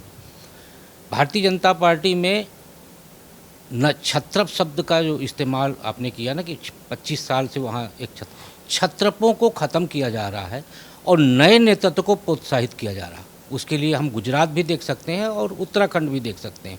चर्चा है कि शायद हिमाचल में भी इस तरह का प्रयोग फिर से किया जाए। तो क्या आप मानते हैं कि भारतीय जनता पार्टी को, मैं राष्ट्रीय नेता के रूप में आपसे पूछ रहा हूँ, भारतीय जनता पार्टी राजस्थान में नए नेतृत्व को लेके कुछ सोच रही है? देखिए, भारतीय जनता पार्टी में नेतृत्व के विकास पहले दिन से उसकी एक स्वस्थ परंपरा है, पार्टी में भी, और निरंतर स्थानीय स्तर पर सदस्य भर्ती हो, उसको कार्यकर्ता बनाएं, कार्यकर्ता को नेता बनाएं। उसके लिए हम साल भर 5 साल, हम केवल पार्टी चुनाव के समय में मशीन के रूप में काम करने वाली पार्टी नहीं है। अभी पूरे देश भर में प्रशिक्षण वर्ग आयोजित हुए हैं जिनमें हमने अपने कार्यकर्ताओं, जो सदस्यों को, जो नए कार्यकर्ता के रूप में कैसे काम करें, कार्यकर्ताओं में नेतृत्व क्षमता का विकास कैसे हो, उसके लिए काम करते हैं। रही बात आपने जो प्रदेशों के बारे में प्रश्न किया, तो वैक्यूम तो नहीं बनाते हैं, नए नेता बनाते हैं, नए क्षत्रप बनाते हैं, क्षत्रपों को मल्टीप्लाई करते हैं। क्या किसी और पार्टी में ऐसा साहस है? तो वैक्यूम कौन बना रहा है? वैक्यूम भी बनते हैं दूसरी पार्टियों में, आप ढूंढ लो, अपने आप मिल जाएगा, वैक्यूम बन रहे हैं। रुमाना कुछ पूछना चाह रही है। सर, मेरा सवाल आपसे ये है कि 2023 में बीजेपी की अगर वापसी राजस्थान में होती अगर हटा दीजिए, वापसी होगी। चलिए, बहुत अच्छी बात है, आप पूरी तरीके से आश्वस्त हैं। तो इस आश्वासन के पीछे वजह क्या कांग्रेस पार्टी की कोई कमजोरी है? अगर हाँ तो वो क्या है? या फिर बीजेपी का जो जीत का फॉर्मूला है जिसमें हिंदुत्व है, राष्ट्रवाद है और लाभार्थी है, ये आपको सत्ता में पहुंचाएगा? देखिए, दो तरह के विषय हैं। झूठे सब्जबाग दिखा करके कांग्रेस पार्टी थोड़े से बहुमत से, मैंने जैसा कहा 0.5% के मार्जिन से सरकार में आई। राहुल गांधी जी ने, गहलोत साहब ने, सचिन पायलट साहब ने, सब ने 1 से 10 तक की गिनती राजस्थान के लोगों को सिखाई थी कि शायद वो जानते थे कि हमको 10 गिनती आती नहीं है। 1 2 3 4 5 7 8 9 10 10 दिन में संपूर्ण कर्ज माफ़ हो जाएगा। लाखों किसान इंतज़ार कर रहे हैं और ज़मीनें नीलाम हो रही है, जैसा मैंने कहा। राजस्थान के युवाओं को बेरोजगारी भत्ता देंगे, ये स्वप्न दिखाया गया। देश में सबसे ज़्यादा बेरोजगारी आज राजस्थान में ऑन रिकॉर्ड है, मैं नहीं कहता। राजस्थान की महिलाओं को हम सुरक्षा देंगे। एनसीआरबी के आंकड़े कहते हैं, एक बार वेरीफाई कर लीजिएगा, कि सबसे ज़्यादा महिलाओं के प्रति अपराध की घटनाएं राजस्थान में केस रजिस्टर हुए हैं। हम बच्चों को सुनहरा भविष्य देंगे। मैं ये सब विषय कांग्रेस पार्टी के भाषणों से और मैनिफेस्टो से नहीं बता रहा हूँ, मेरी तरफ से नहीं कह रहा हूँ। देश में बच्चों के साथ में, अबोध बालिकाओं के साथ में सबसे ज़्यादा दुराचार की घटनाएं राजस्थान में हुई है। राजस्थान की जनता अपने आप को ठगा हुआ महसूस कर रही है। राजस्थान की जनता ये महसूस कर रही है कि हमारे साथ में धोखा हुआ है। वो राजस्थान जिसमें महिलाओं का सम्मान सबसे बड़ा विषय था, वो राजस्थान जिसका स्मरण करने से हाड़ी रानी के शीशदान से लेकर के, पद्मिनी के जौहर से लेकर के, मीराबाई की भक्ति से लेकर के, पन्नाधाय गोराधाय के बलिदान के, अपने स्वामी की रक्षा के, पुत्र की रक्षा के लिए अपने बच्चों को कटवा दिया, उस राजस्थान की महिलाओं पे सबसे ज़्यादा अत्याचार हो रहा है। और सरकार में बैठे हुए जिम्मेदार मंत्री, पार्लियामेंट अफेयर्स मिनिस्टर जो हैं, वो टिप्पणी करते हैं कि ये इसलिए हो रहा है कि राजस्थान मर्दों का प्रदेश है।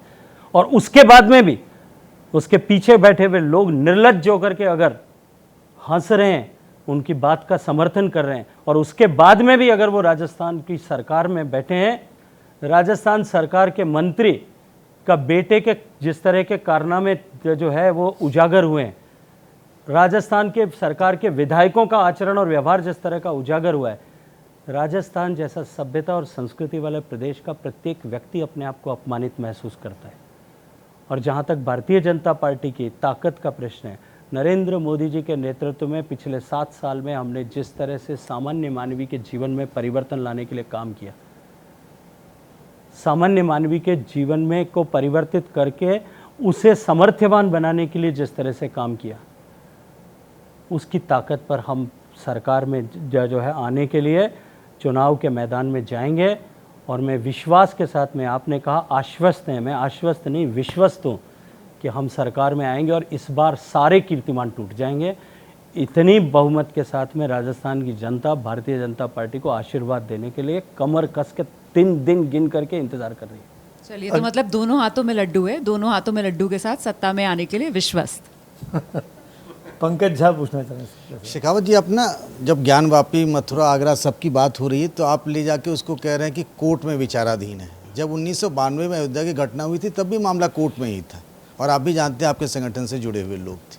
जब कई कानूनों की समीक्षा हो रही है तो क्यों ना 1999 के प्लेसेज ऑफ वर्शिप एक्ट में आप समीक्षा कर लें, उसको नया कानून ले आए, सारे जो हैं वो कहानी ख़त्म ही हो जाए, मामला साफ़ हो जाए। मुझे लगता है कि पार्लियामेंट में बहुत सारी अपॉर्चुनिटी सभी तरह के सदस्यों को है।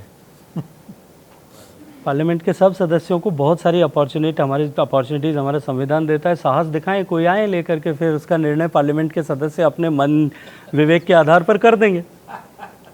मतलब आपकी पार्टी तैयार है इस बात के लिए? मैं ये कह रहा हूँ कि पार्लियामेंट के सदस्य अपने विवेक के आधार पर उसका निर्णय कर देंगे और उस दिन तय हो जाएगा कि देश को किस मार्ग पे चलना चाहिए।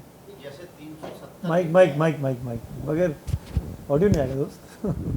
जैसे आप धारा 370 लेके आए, इसकी कोई मांग नहीं थी पार्लियामेंट के अंदर सदस्यों के बीच। समान नागरिक संहिता पर भी देश जब आजाद हुआ था धीरे-धीरे और भारतीय जनता पार्टी जब अस्तित्व में आई थी, उससे पहले जनसंघ का निर्माण सिर्फ इसी विषय को लेकर के हुआ था। और तब से लेकर के जब मैंने कश्मीर नहीं देखा था, तब भी हम खड़े होकर के नारा लगाते थे मुट्ठी बंद करके, जहाँ हुए बलिदान मुखर्जी वो कश्मीर हमारा है। इसलिए कश्मीर का विषय जो है वो ऐसा विषय नहीं था, ये राष्ट्रीय भूल थी। उस भूल को सुधारने का काम भारतीय जनता पार्टी ने नरेंद्र मोदी जी के नेतृत्व में और अमित शाह जी के हाथों से कराया है। आपका जो मातृ संगठन है आरएसएस, वो तो कहता है अखंड हिंदू राष्ट्र, तो बिना इस ये एक्ट को ख़त्म किए कैसे बनाएंगे वो आपने बीजेपी के जो सबसे बड़े अखंड हिंदू राष्ट्र, अखंड आरएसएस के एजेंडे की वकालत कैसे? अखंड हिंदू राष्ट्र भारतीय जनता आरएसएस या भारतीय जनता पार्टी का संकल्प है, लेकिन भारत की पार्लियामेंट इस पर अपना जो है सर्वसम्मति से इस पर अपना जो है मंतव्य व्यक्त कर चुकी है कि जो कश्मीर आज अनधिकृत रूप से पाकिस्तान के कब्जे में है, वो भारत का अभिन्न अंग है। और अभिन्न जो है भारत के गृह मंत्री माननीय अमित शाह जी ने उस दिन वहाँ पार्लियामेंट में जब 370 पर बहस हुई थी, उस दिन उसको रीअफर्म करके पूरी ताकत के साथ में कहा था कि वो भी हमारा है और कभी न कभी हमारा होगा। वही बात तो हम कह रहे हैं कि अभी फिर किसी पार्लियामेंटेरियन को मूव कराने की ज़रूरत क्या है? आप सरकार बनाए, आपकी सरकार है, आप निर्णय लें और ये इस एक्ट को बदल दीजिए। देखिए, मुझे लगता है कि इसकी आवश्यकता नहीं है। जिस दिन नेतृत्व की आवश्यकता समझेगा उस दिन करेगा, लेकिन अभी भी सबके पास में अपॉर्चुनिटी, मैंने कहा ना। ये टेस्टिंग द वाटर्स चल रहा है, देश के मूड को नापा जा रहा है, थर्मामीटर लगाया गया है कि कितने लोग बोलते हैं कि इस एक्ट को बदलने का वक्त आ गया है। हम कुछ नहीं बोलेंगे, हम देखते हैं कि पंकज झा बोलते हैं कि नहीं, तीर्थेश बोलते हैं कि नहीं, अंबर बोलती है कि नहीं, सुमित अवस्थी बोलते हैं कि नहीं, राकेश शुक्ला बोलते हैं कि नहीं। ऐसा लग रहा है कि टेम्परेचर नापा जा रहा है, और जब टेम्परेचर मुफीद हुआ तब आपने इंजेक्शन लगा दिया। लेकिन सुमित भाई, ये मैं ये कह रहा हूँ कि हमने तो ये नहीं कहा है, लोग कह रहे हैं देश में। आप मना कर सकते हैं ना। मेरे देखिए, इस लोकतांत्रिक भारत में मेरा सुनिए, मैं इस विधि से बात कह रहा हूँ कि अगर 91 एक्ट जो है, स्पेशल वर्शिप एक्ट, सही है तो कह दीजिए कि सही चल रहा है, कह दीजिए कि नहीं सही है। क्योंकि कल ओवैसी ने यही कहा कि देश का प्रधानमंत्री क्यों नहीं बोल रहे हैं। इतना बड़ा फैसला ज्ञान व्यापी पे आया जो सब कुछ बदलने की मादा रखता है, प्रधानमंत्री ने चुप्पी साध रखी है। क्या आपको लगता है नहीं कि इस मामले पे सरकार को एक सफाई देने की आवश्यकता है, चाहे इस पक्ष में हो चाहे उस पक्ष में हो? लेकिन मैं एक बात आपसे फिर कहूँगा जो मैंने पहले भी कही कि भारत के संविधान ने प्रक्रिया को, व्यवस्थाओं को निर्धारित किया है। हाईकोर्ट ने एक डिसीजन दिया, डीबी ने एक डिसीजन दिया, सुप्रीम कोर्ट ने उस पर अपना मंतव्य दे दिया है। क्या उसके बाद में आप चाहते हैं कि भारत के प्रधानमंत्री को ओवैसी जी के स्तर पर आकर के कोई टिप्पणी करना चाहिए? साहब, आप मुझे क्यों शाहबानों का केस याद दिला रहे हो? नहीं, एक चीज़ पूछना चाह रहा था सर कि क्या 1991 के एक्ट को आप जैसे कश्मीर की बात कर रहे थे, इसे भी आप राष्ट्रीय भूल मानते हैं क्या? मुझे लगता है कि इस पर मुझे आज टिप्पणी नहीं करना चाहिए। कभी वक्त आएगा तो दिन उस पर भी टिप्पणी करूँगा। ठीक, तीर्थेश। सर, शेखावत जी, आप जब स्टूडेंट डेज में थे तो बास्केटबॉल खेलते थे और उसमें एक टर्म है in and out dribble. In and out dribble मैं इसलिए आज यूज़ कर रहा हूँ क्योंकि अभी आपको 1.5 साल है जो कि इन एंड आउट ड्रिबल करके आप अपने पार्टी के अपोनेंट्स को छका कर और एस्पिरेंट सीएम बन सकते हैं। और ये अभी तो 1.5 साल है। ये पहला सवाल है। दूसरा सवाल मेरे पास है, जैसे आपने बोला राजस्थान सबसे ज़्यादा अनएम्प्लॉयमेंट का वहाँ पर है, तो अगर मैं डेटा आपके मिनिस्ट्री का भी देखूं तो दो राज्य हर ये नल घर जल में 2 राज्य पिछड़े हुए हैं। एक तो आपका स्टेट है 24%, दूसरा उत्तर प्रदेश 14% है। तो ये आपको 2 साल का लक्ष्य और है जो कि इस दोनों राज्य को ये कर देंगे, सबको प्रदान कर देंगे, रूरल उत्तर प्रदेश और रूरल राजस्थान में। 2 करोड़ से ज़्यादा है उत्तर प्रदेश में टारगेट, क्या आप कर पाएंगे? देखिए, आपने बास्केटबॉल याद दिलाई मुझे, मैं उसके लिए धन्यवाद दूंगा आपको, क्योंकि कभी मेरी ज़िंदगी शायद उसी के इर्द गिर्द घूमा करती थी। इन एंड आउट ड्रिबल के अलावा बास्केटबॉल में एक 3 पॉइंटर भी होता है। तो ये संगठन में नेतृत्व को तय करना होता है कौन किस भूमिका में काम करेगा, और भारतीय जनता पार्टी में इसकी स्थापित परंपराएं हैं। पार्लियामेंट्री बोर्ड सक्षम है, वो निर्णय करेगा कौन कहाँ क्या काम करेगा। मुझे लगता है कि अपने नेतृत्व में जब विश्वास होता है और जहाँ अटूट विश्वास नेतृत्व में हो, वहाँ इस तरह के प्रश्न नहीं खड़े होते। जिनको होता है उनके मन में तो कम से कम नहीं होते, कहीं शायद संदेह हो तो उनके मन में प्रश्न हो सकता है। दूसरा विषय आपने, मैं धन्यवाद दूंगा, मेरे मंत्रालय के विषय को लेकर के भी उल्लेख किया। उत्तर प्रदेश में कल ही समीक्षा करके आया हूँ। निश्चित रूप से उत्तर प्रदेश पिछड़ा, लेकिन उसकी कुछ लेगेसी इश्यूज भी थे। जिस दिन हमने काम शुरू किया था तब उत्तर प्रदेश देश में सबसे न्यून स्थिति में था, आज भी है, 0.5% पर वो स्ट्रगल कर रहे थे। लेकिन जिस गति से काम हो सकता था, शायद, मैं तो हमेशा ही ये बात कहता हूँ कि आदमी ने मैंने क्या किया ये सोचने के बजाय मैं क्या कर सकता था इसको सोचना चाहिए। क्योंकि मैंने क्या किया ये सोचना, मेरे प्रदेश सूबे के मुख्यमंत्री जी यही सोचते हैं, इसलिए आत्ममुग्धता की बीमारी से ग्रसित रहते हैं। क्या कर सकता था ये सोचते तो शायद कुछ बेहतर हो सकता था। उत्तर प्रदेश में वो इससे बेहतर कर सकते थे, नहीं कर पाए। आज भी कल भी मैंने उनके साथ में विस्तार से इस बात की समीक्षा की है, और जो बॉटलनेक्स हैं उनको रिमूव करके हम कैसे गति प्रदान कर सकते हैं उसके ऊपर चर्चा की है। राजस्थान और उत्तर प्रदेश में 25 गुने का फ़र्क था। राजस्थान जब है उस समय 12% पर था, उत्तर प्रदेश आधे प्रतिशत पर था, 25 टाइम्स का डिफरेंस था। लेकिन राजस्थान अगर मैं काम की समीक्षा की दृष्टि से देखूं तो जो आप चर्चा कर रहे हैं उसमें उसके अनुरूप देश में जो काम हुआ है, अगर उस 2019 के बाद में अनाउंसमेंट के बाद में, उसमें देश में 32वें नंबर पर है 33 प्रदेशों में, प्रदेश और केंद्र शासित प्रदेशों में से। आज टोटल कवरेज की दृष्टिकोण से आपने कहा 29 नंबर पर है, बट परफॉर्मेंस की दृष्टि से और भी पीछे है, 32वें नंबर पर है, छत्तीसगढ़ से जस्ट ऊपर है। राजस्थान जैसा सूबा, मैं तो क्योंकि पश्चिमी राजस्थान से आता हूँ और मैंने उस दर्द को अपनी आंखों से देखा है, अपनी माताओं बहनों के पाँव के छालों से देखा है, अनुभव किया है। सब एक बच्ची जब 12 साल की होती है ना, तब वो सिर पे मटका उठा करके कौतूहलवश अपनी माँ के साथ में जाना शुरू करती है। जैसे उम्र बढ़ती है वैसे मटके की साइज़ बढ़ती है और थोड़ा और बढ़ने के बाद में नंबर्स भी बढ़ते हैं, एक के ऊपर एक के ऊपर एक आता है।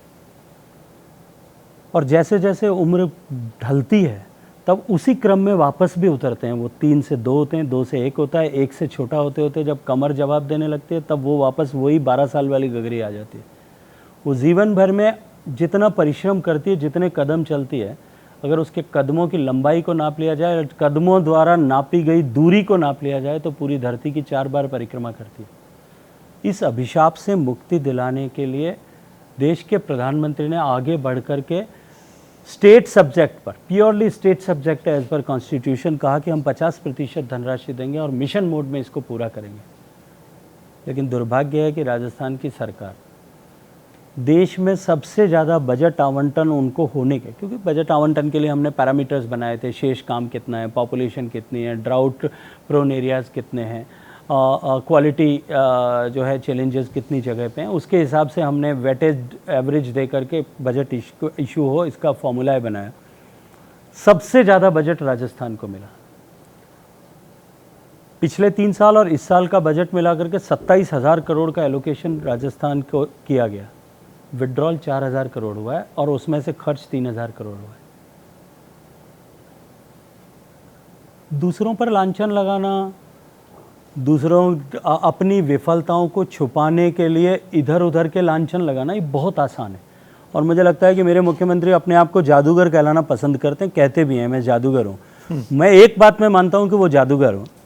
अपनी गलती को छुपाने के लिए दूसरों पर किस तरह से कीचड़ उछाला जा सकता है, इसकी जादूगरी उनको निश्चित रूप से आ सकती है। एक बार अपने अंदर झांक करके देखें कि हमने क्या किया, तो निश्चित रूप से मुझे पूरा विश्वास है आज भी। क्योंकि जब 15 अगस्त 2019 को प्रधानमंत्री जी ने अनाउंस किया, उसके बाद में क्योंकि स्टेट सब्जेक्ट है, जैसा मैंने कहा, पूरे प्रदेशों के साथ में हमने, देश के हर प्रदेश के साथ में हमने बातचीत की, उनकी भौगोलिक परिस्थिति, उनकी प्रिपेयर्डनेस, उनकी तैयारी, इन सब चीज़ों पर चर्चा की। और उस चर्चा के बाद में जब गाइडलाइन 25 दिसंबर को इशू हुआ था, सुशासन दिवस के दिन विज्ञान भवन में प्रधानमंत्री जी ने किया, 3 महीने बाद में कोविड का लॉकडाउन हो गया था 25 मार्च को 2020 में। सब पूरा देश मानता था कि अब की बार ये जो मिशन है ये फेल हो जाएगा, डिरेल हो जाएगा, डिले हो जाएगा। लेकिन प्रधानमंत्री की नेतृत्व क्षमता थी और उनका मार्गदर्शन था। उन्होंने लॉकडाउन में भी हमको काम करने की परमिशन दी। 3 करोड़ 23 लाख घर में पानी जाता था सब 2019 में। आज 9 करोड़ 50 लाख से ज़्यादा घर में जाता है। 6.5 करोड़ 6 करोड़ 30 लाख घरों की माताओं बहनों को उस मटकी उठाने की अभिशाप से मुक्ति मिली है। 50% कवरेज होने की कगार पर पहुंचा है। मैं विश्वास से के साथ मैं कह सकता हूं कि हम इसको 2024 तक पूरा करेंगे। सर एक आखिरी सवाल विकास से। सर एक सवाल राजस्थान विधानसभा चुनाव से जुड़ा हुआ है। जल्दी से, समय समाप्त। पिछली बार जब 3 राज्यों के चुनाव हुए तो एक कर्ज माफ़ी मुद्दा था जिस पर तीनों राज्यों में सरकारें पलट गई आपकी। क्या इस बार बीजेपी तीनों राज्यों में किसानों की कर्ज माफ़ी पर विचार करेगी? देखिए, हमने कभी इस विषय में कहा नहीं और प्रधानमंत्री जी ने कई बार इस बात की चर्चा की है कि इस तरह के सॉल्यूशंस लॉन्ग टर्म और सस्टेनेबल नहीं हो सकते। इसलिए प्रधानमंत्री जी ने हमेशा किसान की आमदनी बढ़े इस दृष्टिकोण से पॉलिसीज़ को बनाया। इसी दृष्टिकोण से किसानों के सारे रिफॉर्म्स कृषि क्षेत्र से जुड़े किए गए। और एक सेंटेंस में अगर कहूँ, क्योंकि मैंने देश के कृषि राज्य मंत्री के नाते काम करने का सौभाग्य मुझे प्रधानमंत्री जी ने दिया है और एग्रीकल्चर मेरा पैशन भी है, मेरा सब्जेक्ट भी है, मेरा जो है अनुभव भी है, देश में और देश के बाहर काम करने का भी। इस क्षेत्र में मुझे हल चलाने का अवसर मिला है। देश क्योंकि फूड डेफिसिट नेशन था, इसलिए हमारा एग्रीकल्चर की तरफ देखने का नज़रिया परंपरागत रूप से वो प्रोडक्शन सेंट्रिक था। लेकिन जब देश फूड सफिशिएंट से फूड सरप्लस तक पहुंचा, तब जिस तरह का पॉलिसी पैरालिसिस उस समय की गवर्नमेंट्स में था, उन्होंने इसके कारण से उपजने वाली चुनौतियों को फोर्स ही नहीं किया, और उसके कारण से आज की देश का कृषि संकट खड़ा हुआ और देश के किसान को आत्महत्या करने के लिए मजबूर होना पड़ा। देश के किसान की किसान और कृषि क्षेत्र को आमदनी की दृष्टि से देखा जाए, ये परिपाटी, ये परंपरा, ये परिभाषा नरेंद्र मोदी जी ने शुरुआत की। इतना लंबा लीगेसी इशू है, कुछ समय लगेगा, लेकिन जिस रास्ते पर चल पड़े हैं मित्रों, मैं आपके सामने दुनिया में भारत एग्रीकल्चर पावर हाउस बनेगा, पूरी जिम्मेदारी के साथ मैं ये कह रहा हूँ, क्योंकि पूरी दुनिया में एग्रीकल्चर की डेफिनेशन, फूड की डेफिनेशन बदल रही है। पहले फूड वज़न से देखा जाता था, अब फूड जो है पूरी दुनिया में जिस तरह से प्रॉस्पेरिटी बढ़ रही है, फूड न्यूट्रिशनल वैल्यू की दृष्टि से देखा जाता है। अब अंबर और ये सब लोग खाना कितना खाया ये नहीं देखते, कितनी कैलोरी खाई है ये काउंट करते हैं। और भारत दुनिया का एकमात्र देश है ऐसा जिसमें सब तरह के टेम्परेट रीजन्स अवेलेबल हैं। हम दुनिया में whatever is edible we can grow and produce in our country. हम दुनिया का एग्रीकल्चर पावर हाउस बनेंगे, ये मेरा पूरा कन्विक्शन है। सर, आखिर में बिल्कुल लास्ट फेस आ गया है प्रेस कॉन्फ्रेंस का, हम एक रैपिड फायर राउंड खेलते हैं। मैं कुछ नाम लूँगा, कुछ शब्द बोलूँगा, और मैं चाहूँगा कि आप अपने तर्कों से एक शब्द में ही उस चीज़ को एलोबरेट करें, एक शब्द में एलोबरेट हाँ बिल्कुल, जैसे कोशिश करिए। फॉर एग्जाम्पल, चलिए मैं शुरू करता हूँ। पहला एग्जाम्पल की क्या बात करें, आजकल एक चीज़ बड़ी सुर्खियों में है, बुलडोज़र। देश के निर्माण में काम आता है। प्रशांत किशोर एक प्रोफेशनल हैं और बहुत सारे वैसे हैं देश में। अरविंद केजरीवाल राजनीति में, देश की राजनीति का काला अध्याय है, और जिस तरह से उन्होंने झूठ बोलने की राजनीति और देश में जो है लोगों को गुमराह करके देश में राजनीति की कुर्सी पर आना और उस पर चिपके रहने का प्रयास करना, ये परिभाषा उन्होंने दी है। राहुल गांधी भारतीय जनता पार्टी के लिए तो लकी चार्म है।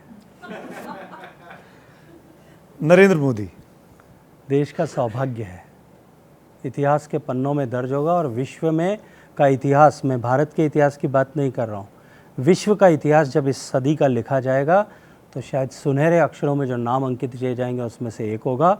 और उस समय का भारतीय, चाहे वो किसी भी प्रतिबद्धता का होगा, वो इस समय पर और इस व्यक्ति पर, व्यक्तित्व पर गर्व करेगा। आखिरी सवाल इस पूरे प्रोग्राम का, एक चीज़ चुननी पड़े आपको, दिल्ली में मंत्री, राजस्थान में मुख्यमंत्री, आपकी पसंद? देश की सेवा। जहाँ भी काम करूँगा इसी संकल्प के साथ में करूँगा। जैसा मैंने कहा, चाहे वनवासियों के बीच में जाकर के करूँगा, चाहे किसानों के बीच में जाकर के करूँगा, चाहे दिल्ली में रह कर के करूँगा, चाहे जयपुर में रह कर के करूँगा, अंतिम सांस तक एक ही लक्ष्य के साथ काम करूँगा। शुभकामनाएं हमारी, बहुत बहुत शुभकामनाएं। Thank you so much.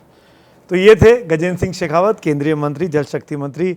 जितना बड़ा मंत्रालय है उतने ही बड़े शानदार तरीके से इस पूरी प्रेस कॉन्फ्रेंस को, इन तमाम दिग्गजों के सवालों को उन्होंने जवाब के साथ, मैं ये मान के चल रहा हूँ कि सेटिस्फाई किया होगा, लेकिन जनता तय करेगी बीजेपी और कांग्रेस के बीच राजस्थान में और देश में क्या होना है।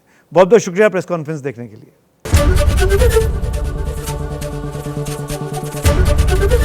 एबीपी न्यूज़ आपको रखे आगे।